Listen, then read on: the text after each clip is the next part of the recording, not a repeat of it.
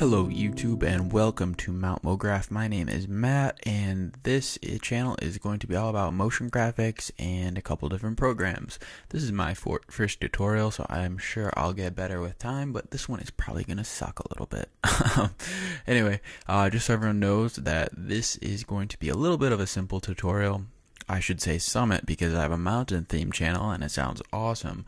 It is going to be a little bit more simple, so I'm going to try to take my time and make sure everyone knows all the shortcuts and blah blah blah, all the simple little stuff. If you're a more advanced user, I recommend not watching this video. Anyway, let's jump into it. Here is what we're going to be going over today. Just 1 second while it opens. Yeah, so Summit 1, it's going to be called Intro to Motion Graphics. So let's go ahead and take a look at what we'll be making today. Alright, so we have a very exciting circle that bounces and morphs into a square with some sparks flying off of it.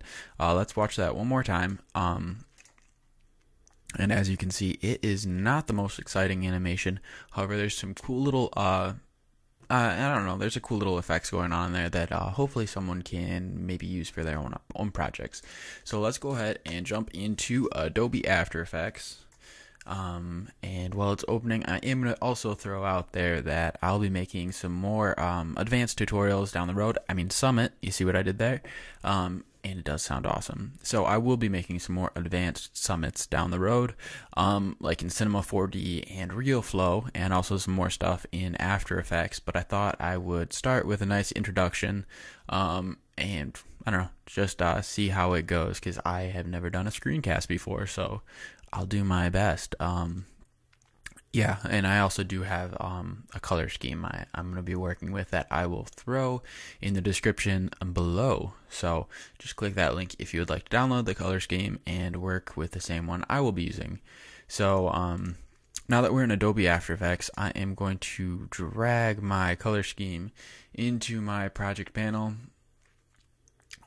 I don't know why I jumped down there, that's pretty weird, but we will roll with it. So let's go ahead and create a new composition. You can either click this icon right here, or I like to use shortcuts, so I will be doing Command N on my keyboard to bring up my composition settings. Name your composition setting anything you want. I'm going to name mine Morph Bounce Original, and you'll see why I'm calling it Original later.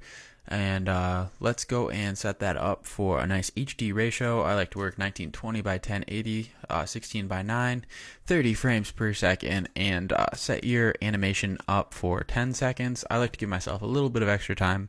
I think the video turned out to only be maybe 4 or 5 seconds, but just it's good to give yourself a little extra room.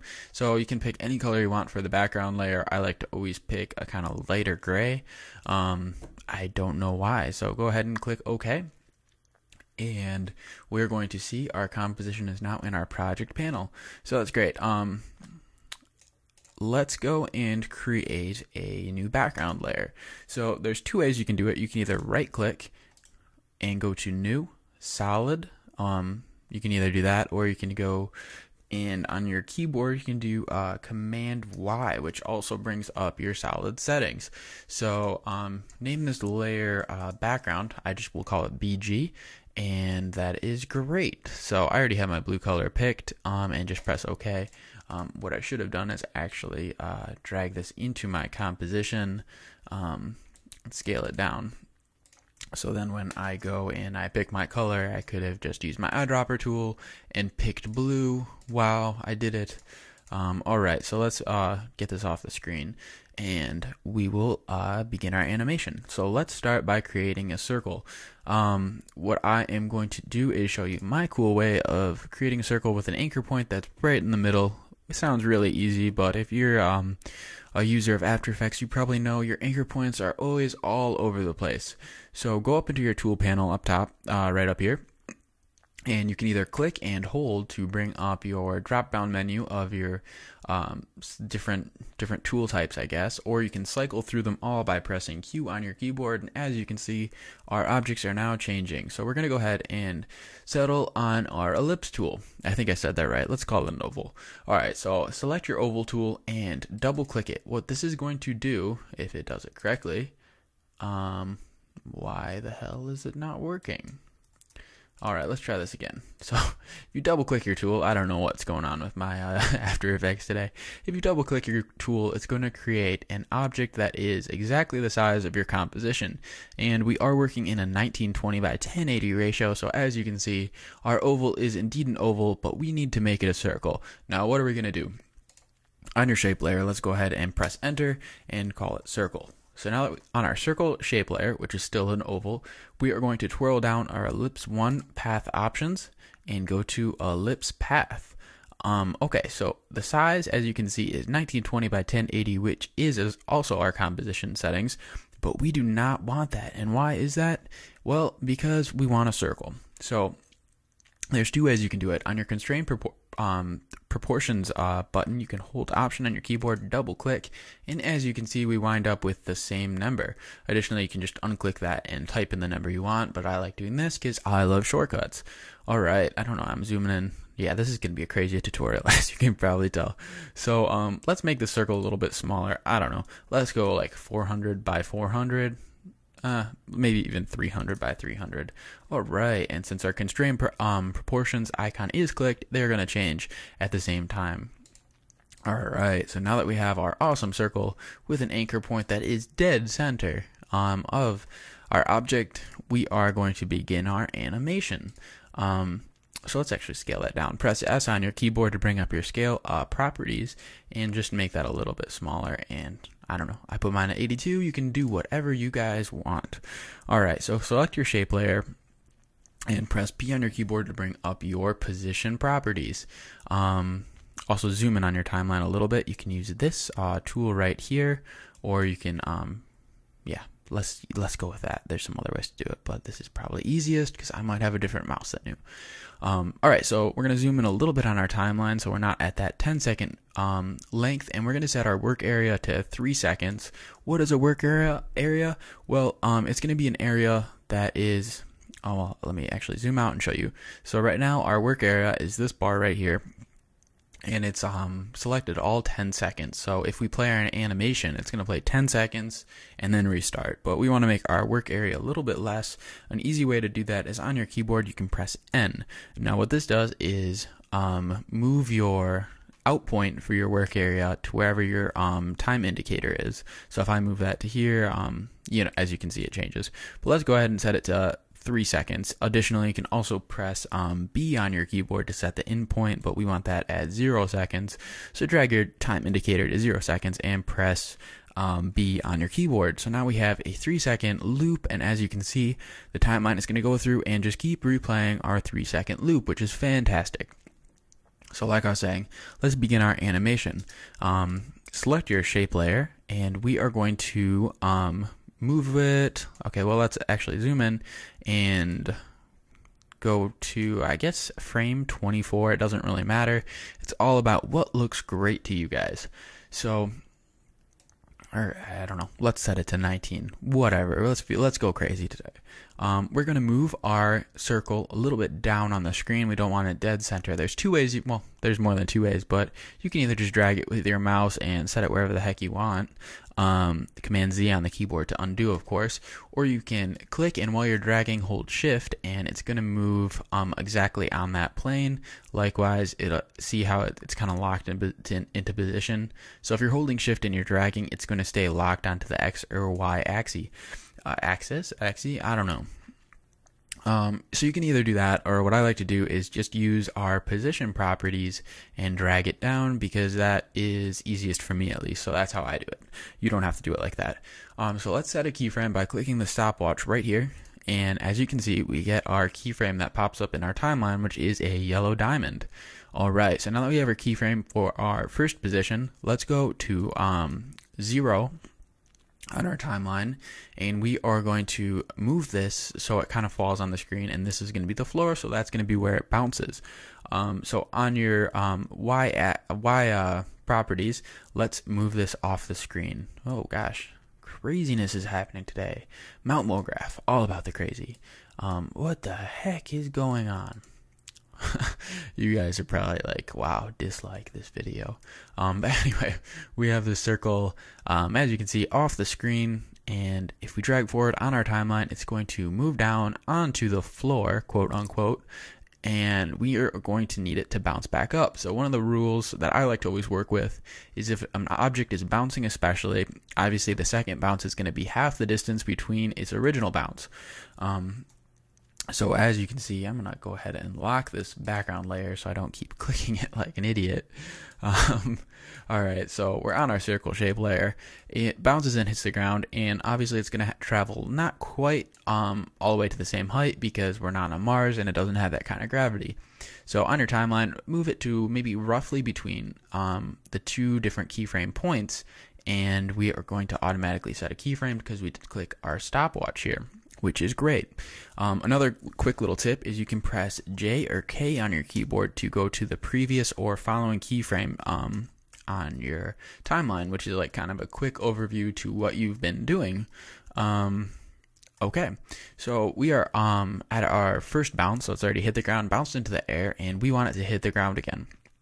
So what we can do is either go and kind of guesstimate where we want the floor to be, or we can go to this keyframe and kind of see what the number is, 774, and type it in. But let's save some time, and we are going to copy this keyframe and paste it because that is something you can do in Adobe After Effects. So you can do Command C on your keyboard and Command V, and that is going to paste it wherever your timeline indicator is. So, I mean, if I was to undo that and I press paste again, and it's down there, as you can see, it kind of moves to that position. So I'm going to go and click and drag and just move it to wherever the heck I want, which can be right here. Additionally, you can go into your top menu and go edit, copy, or edit paste right there. If you do not like if you do not like keyboard shortcuts. So a shortcut to play, oh gosh, you guys hate me. A shortcut to play our animation is going to be space. So on your keyboard, just go ahead and press space, and as you can see, we have this awesome animation that will play on a loop because we've set our work area to 3 seconds instead of watching it just sit on the floor for all 10 seconds, which would be awful. If you guys are getting these bounding boxes around your icon, your objects, whatever, I don't even know what I'm saying. All you have to do is just click anywhere on your layers panel or your layer selection on your timeline, like off of them, and just play it again, and I can see we have this awesome animation to enjoy without a bounding box. Wow. Alright, so as you can see, this is a very static animation so far, and it's not very exciting. And so what we're going to do is create all these keyframes to be easy ease, which means there's an interpolation. I don't know if I'm saying these words right, but you know, I'm more of a maker than a talker, I guess. But so what we're going to do is make all these keyframes to be to look a little better. So what we can do is use your selection marquee and select all your keyframes so they are highlighted in yellow, and you can right click and go down to keyframe assistant, easy ease. I will use the keyboard shortcut F9, and as you can see, they change it into this this different symbol. So great. Now what has that done? Let's press space and see. So easy ease is basically a way to interpolate between your keyframes. So what it does is it's going to slowly leave this keyframe and gain speed, and then slowly lose speed as it hits the next keyframe. So how are we going to make this still a little bit better? Because now it looks like we are floating in a pool, which is not a good look for an animation. So let's go into our graph editor. Our graph editor is going to be this icon on the far right of your layer panel right here. So let's go and click that. Actually, let's select our keyframes and click it. So now we should be in this kind of view where you see our graph editor, which looks like something from math class. When I first started using Adobe After Effects, I was like, oh my god, what is this? I hate this. But you know what? I've grown to work with it. Can't say I love it, but you know, it's not as bad as it looks. So let's fit all of our graphs to view, which is going to be this button right here. Fit all graphs to view and click it. So as you can see, it kind of zooms in and fits all graphs to view. Exactly what it says. So if we're looking at this, also I should say, I always use edit speed graph. I find like it's the most helpful one. There's some other choices I don't really mess around. So if your view does not look like mine, I would go and select this option, and go to edit speed graph, and yours should look just like mine. or very similar, and it's kind of like some hills or mountains since we're on Mount Mograph. All right. So like I was saying, it kind of eases out of this keyframe, gains speed, and the fastest point of the animation, this is kind of like your speed side right here, is going to be halfway between those points, because easy ease gives you like a Bezier handle, which you can select and see, and just makes them equal. So an easy way to make this more dynamic is to kind of mess with our Bezier handles and get our graphs to look different. So since we're working with an animation that's going to be a little bit on the cartoony side, we can kind of exaggerate our movement. So I would like to make it look like it's slowly gaining speed and all of a sudden be moving really fast and like abruptly hit the ground. So I'm going to select this Bezier handle by using my selection marquee or just clicking on it, and I'm going to drag it out. So what does this do? Well, like I was saying, now it's going to even more slowly gain speed until its fastest point, instead of being in the middle, is going to be closer to the end of this animation. So it's going to slowly gain speed and be really, really fast, hit the ground, and then what's it going to do? Well, we are going to want it to abruptly bounce up, so select this keyframe by clicking it, or using your selection marquee by clicking and dragging. And in order for us to make this kind of shoot up in the air, we are not going to be dragging it out like our first graph, because this would make it slowly gain speed, again, which is going to look really funky. So let's play that and see why we don't want to do that. So as you can see now, it's like, what the heck is going on? We kind of go fast, hits the ground, and then like, what is this? I don't even know. So we do not want that animation. So grab your Bezier handle for this keyframe, and we're going to actually drag it closer in towards it, and you get a different shape. And additionally, we're going to drag this Bezier handle out more, and now we're going to have slow speed. It's going to be really fast, hit the ground, shoot into the air, and then slowly lose speed as it hits this keyframe. That's going to give it that like feeling of floating, which is what we want for this kind of animation. Additionally, now that it's going to be floating, we're going to want it to slowly lose speed and come back to the ground very fast. So on our third portion of this animation right here, we're going to make a graph very similar to our first one. So just drag out your Bezier handle, select it if you can. Apparently I cannot, and just drag it like this. Maybe drag this one in a little bit, and let's click out of our graph editor, because I'm just going to guess and say this is going to look fine. This isn't the greatest animation. I'm just trying to get some important points over to you, not parts. And we're going to zoom out of our timeline, because we were zoomed in and it was Godzilla. Alright, so let's play our animation. Select off all of your layers and press space on your keyboard, and wow, it kind of has a really amazing thing. I should get nominated for this. So it falls onto the screen very quickly, hits the ground, kind of floats for a second, and comes back. Well, great, we have this circle. It floats around. It looks a little bit better than it did before. Now what? Well, alright, there's a couple other things we can do. Like every object in real life, if it's going to bend a little bit while it's in the air. By bend, what do you mean? Well, every object reacts to its environment. Right now, it's kind of like a static shape, which is not going to be very exciting. So what are we going to do? Well, go into your circle layer. Another quick little tip is you can press U on your keyboard to minimize all your animated properties, or U on your keyboard to bring up all your animated properties. Right now I only have position stuff keyframes, so that's all that's happening, which is not too exciting. So what we're going to now do is animate the size of our circle to kind of get those exaggerated animation movements.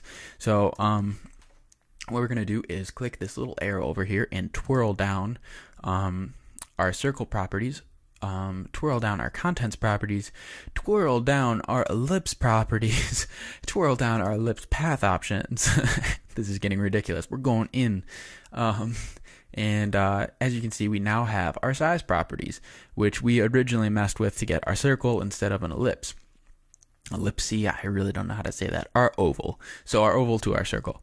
Alright, so let's just set a random keyframe by clicking our stopwatch. And well, that is kind of useless because we have our keyframes kind of grayed out. So like I was saying, if you just want to hit U, select your shape layer, hit U on your keyboard, and it is going to select all the animated properties, which are now going to be our position keyframes and our size keyframes. So when do we want our circle to be a perfect circle? Well, I would say when it's on that second bounce when it's kind of floating in the air. So you can select your keyframe with your selection marquee or simply click it, and we're going to drag it to where our time indicator is, and also zoom in a little bit if you do not have the same view as I do.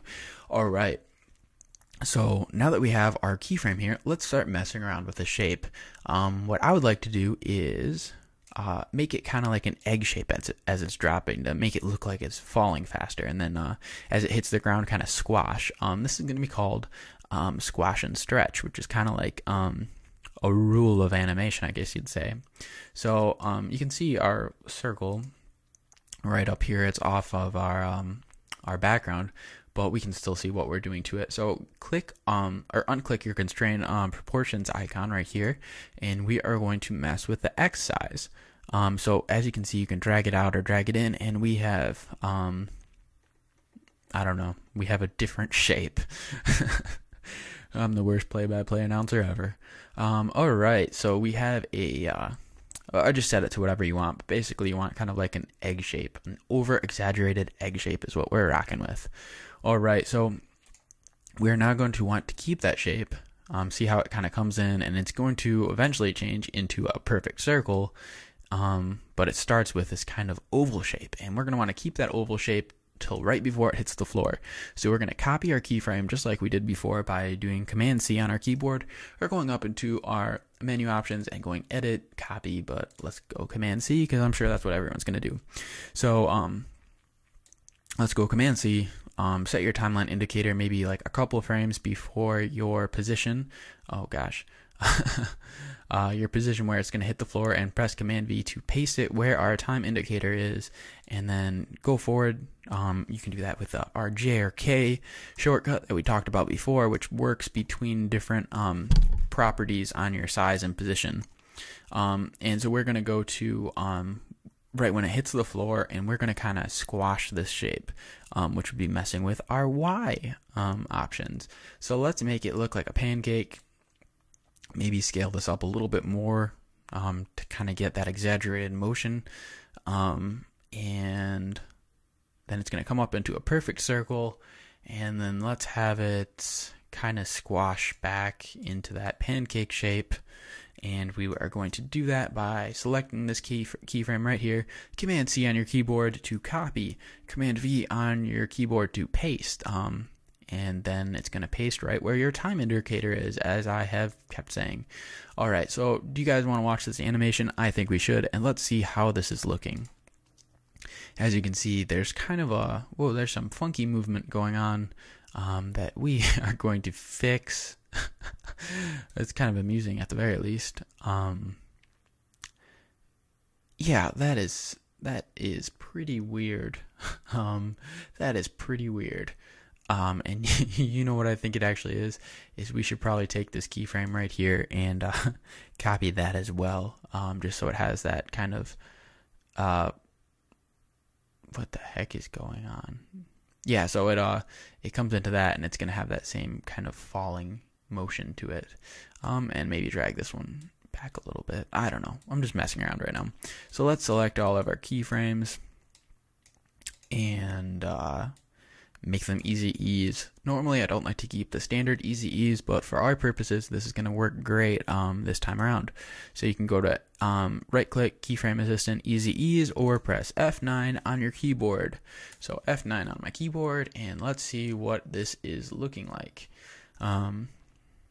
And also let's make it start like this, and just move your position, because I always hate it when animations like start as soon as you open a video. So we're actually going to move it so it begins falling kind of like 2 or 3 frames into our animation, and then goes through it.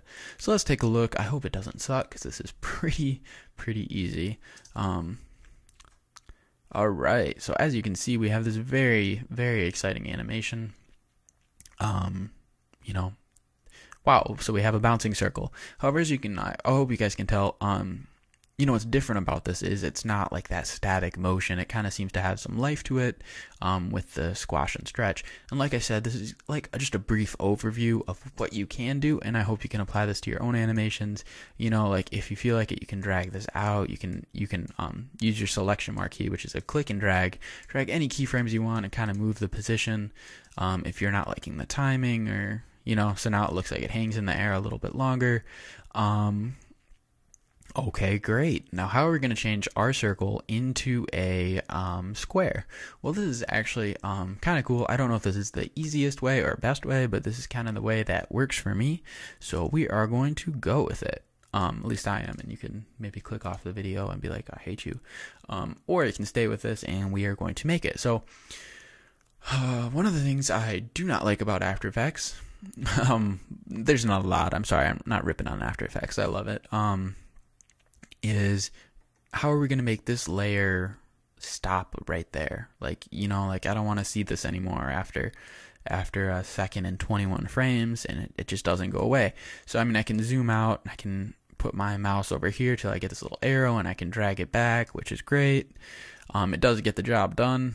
What I like to do is actually just zoom in to where I want it to cut, and on my keyboard do Shift Command D, and what that's going to do is split the layer where my time indicator is, and then I just always delete it, and then look, I have it cut exactly where I want, which is great. Okay, so let's go and make our square. Let's see, how are we going to do this? Okay, so go up to your toolbar and select your rectangle, or you can cycle through like we were talking about before with your Q to get your rectangle. This is going to be very similar to how we did our circle, and just double click, and as you can see, it's going to size itself to its composition. We're going to go and click this, press enter on your keyboard to rename it, and we're going to call it square, or actually, why not square? I'm just kidding. Not even funny.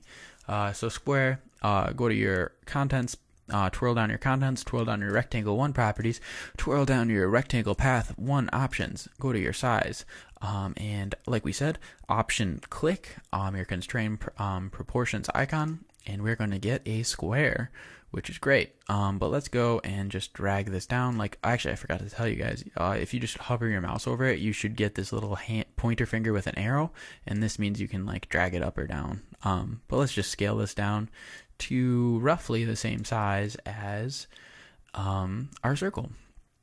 Another helpful little hint is if you press T on your keyboard, that brings up your opacity options, and this is great when you're trying to like match the size of an object to another one. So just make that, I don't know, like 66, and now let's bring up, so we're gonna what the heck am I saying? Alright, so we're gonna go back and twirl down our contents, rectangle 1, path 1, and we're back at our size. So you know what we should do is probably copy our position keyframe of our circle, and alright, so press J and we'll go back exactly to where our keyframe is on that layer. And so since our anchor point for this is in the exact middle of the object, and our anchor point for this is in the exact middle of the object, what we can do is simply do Command V on our keyboard, and it is going to not paste where I want it to. Let me select that again and press, oh wait, sorry, yeah, U, to maximize our animated properties. And as you can see, our position is correct. It is exactly where the circle is. You can press Z on your keyboard to bring up your zoom in properties and just click, and as you can see, they are lined up almost perfectly. At least the anchor points are in the right place. So once again, press U on your keyboard to minimize all your animated properties, and now twirl down, twirl down, twirl down, twirl down, and we are going to be at our size properties. So just make it, oh god, sorry, so just make this roughly the same size.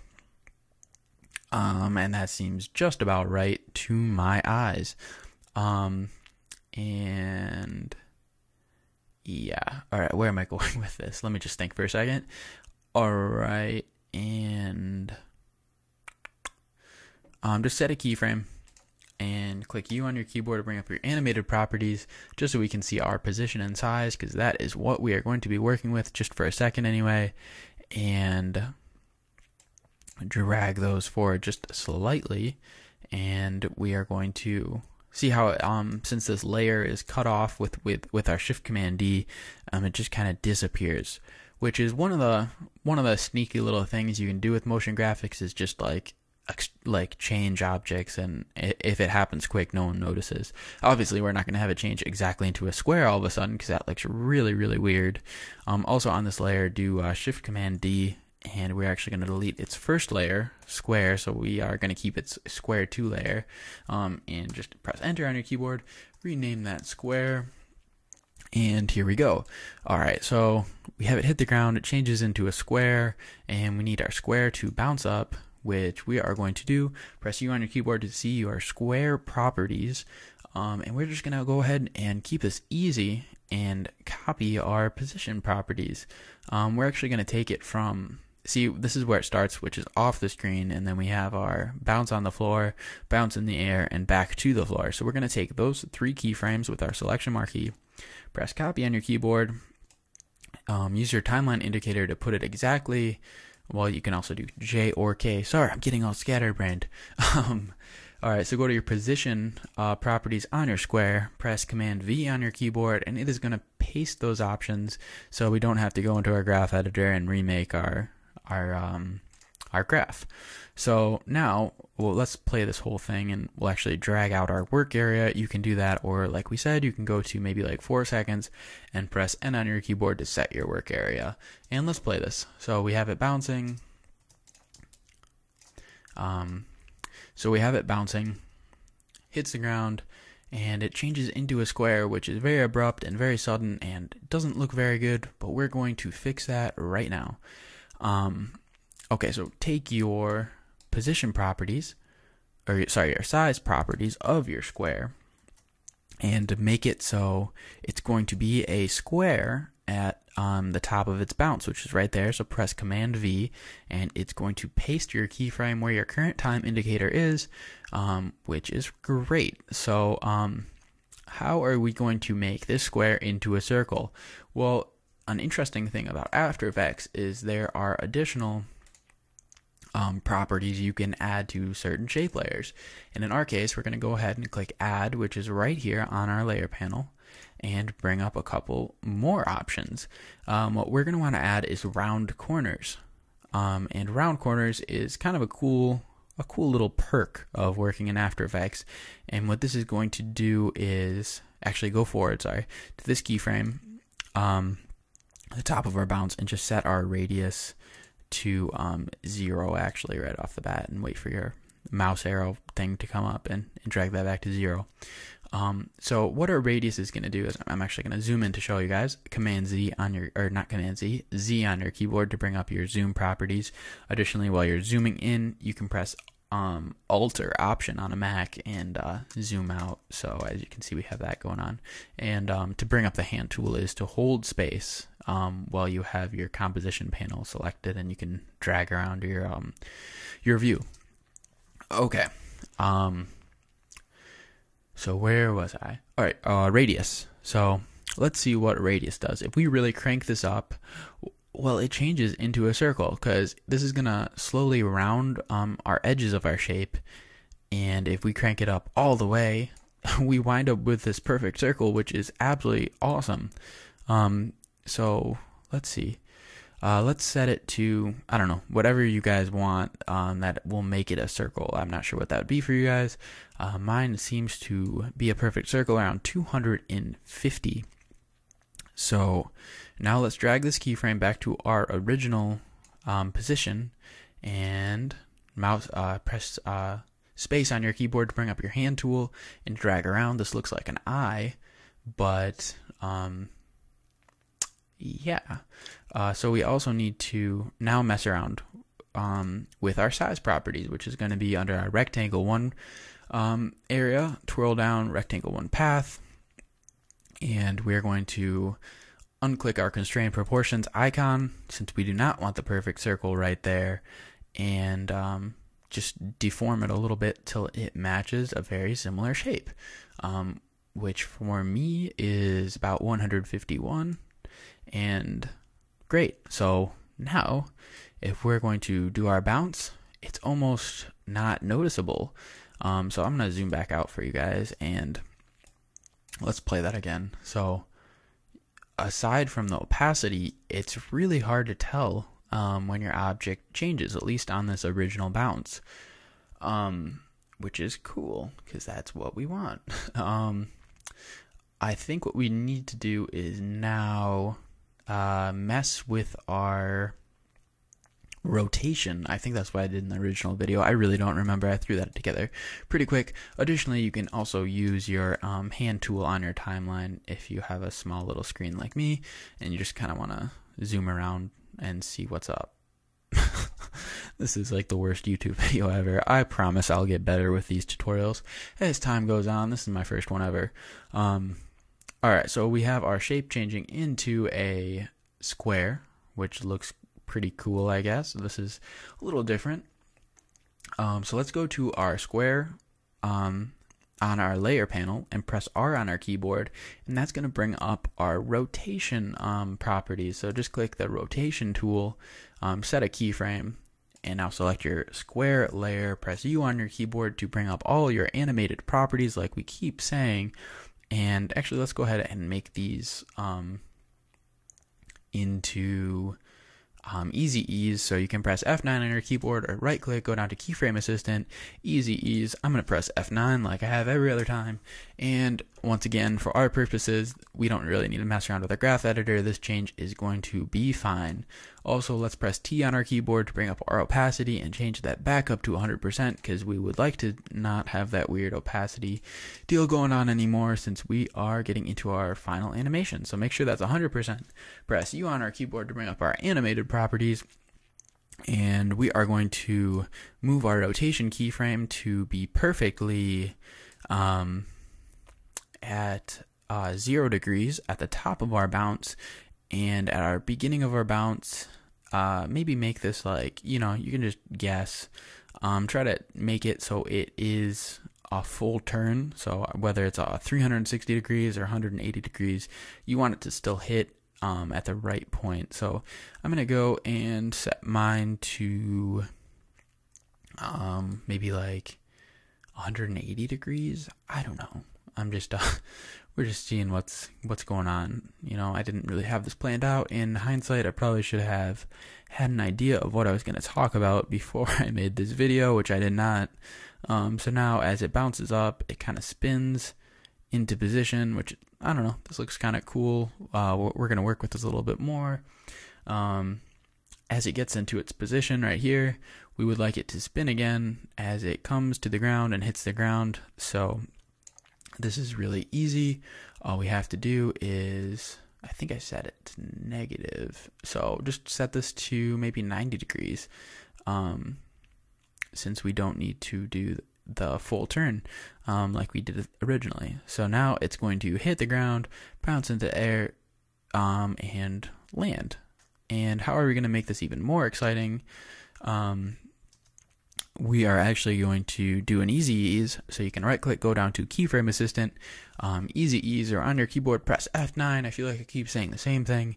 And this time we are going to go into our graph editor, which is at the top of our layer panel on this icon right here, far right. Click that, and we are once again into our math class view, which everyone loves. And we're going to go fit all graphs to view, which is this button right here, and get an idea of what's going on.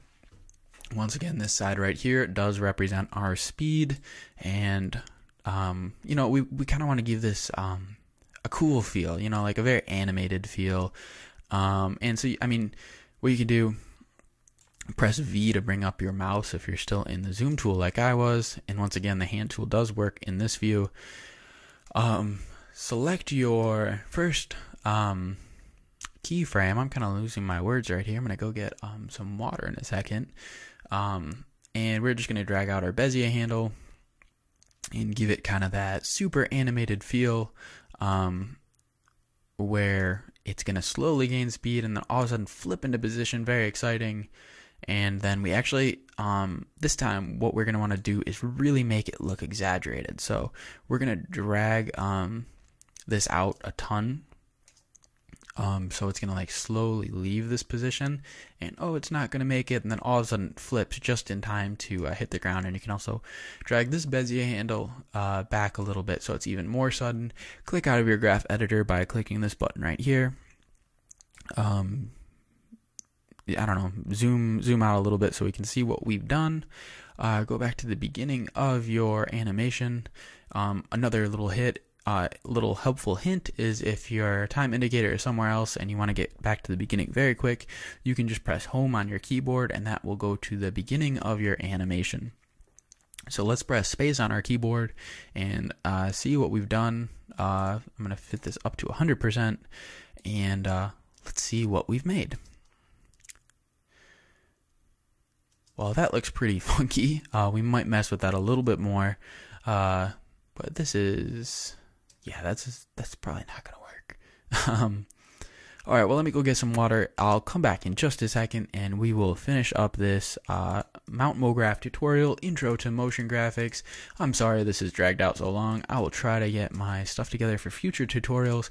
Hit a like if you have liked how far this is. I don't know, just where this is going, and I'll be back in 1 second, and we will continue on with this. So I'm just going to pause this for now, and I'll be right back.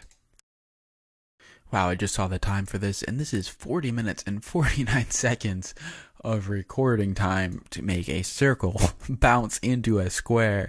I hope at least along the way, someone somewhere has learned something, and I'm not even sure what the limit is on YouTube for lengths of videos, but let's just fix this funky little fast spin that we have happen here where it spins way too quick.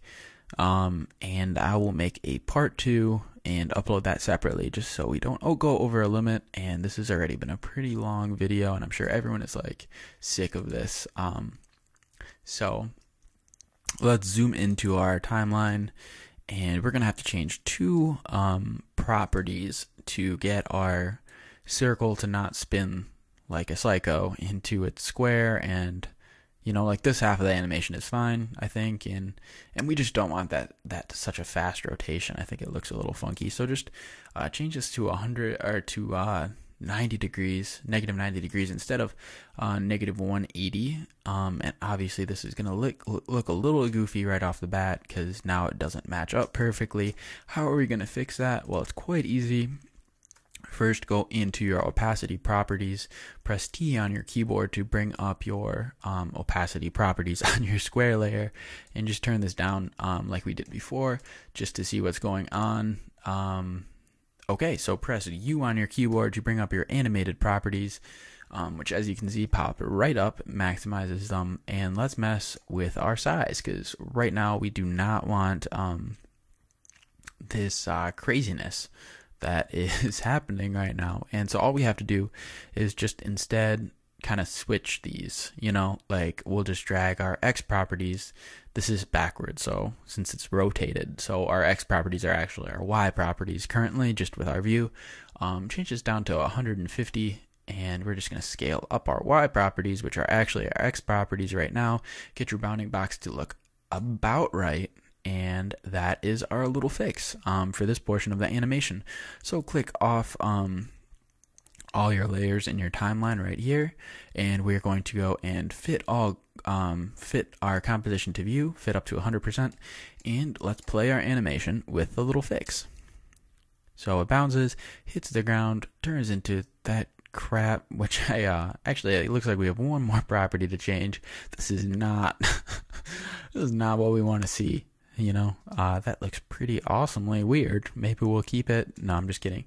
Let's switch that. So all we have to do is you can press J or K on your keyboard to go back between your keyframes in that kind of fast view. Now at the top of our animation, what is wrong? Well, it's going to be that this property is not changed. So let's change that to 150, get our perfect cube again, and now it should look much better. Kind of. I'm still not thrilled with this. Actually, let's make these both 282 as is what we need to do. Not 150. I was changing the wrong one once again, just so our square looks a little bit more believable. And there we go. So go to your opacity and change that up to 100%. Click off of it.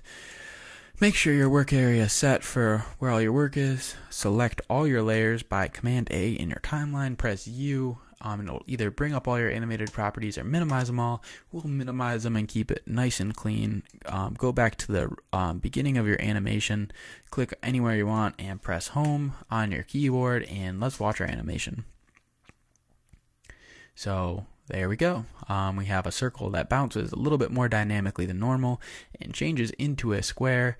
So that is going to be it for today. Make sure you hit click save on your animation, save this wherever you want, and I will be back with part 2 tomorrow most likely, and we'll be adding our cool shapes. Let me just play this video again so you guys remember.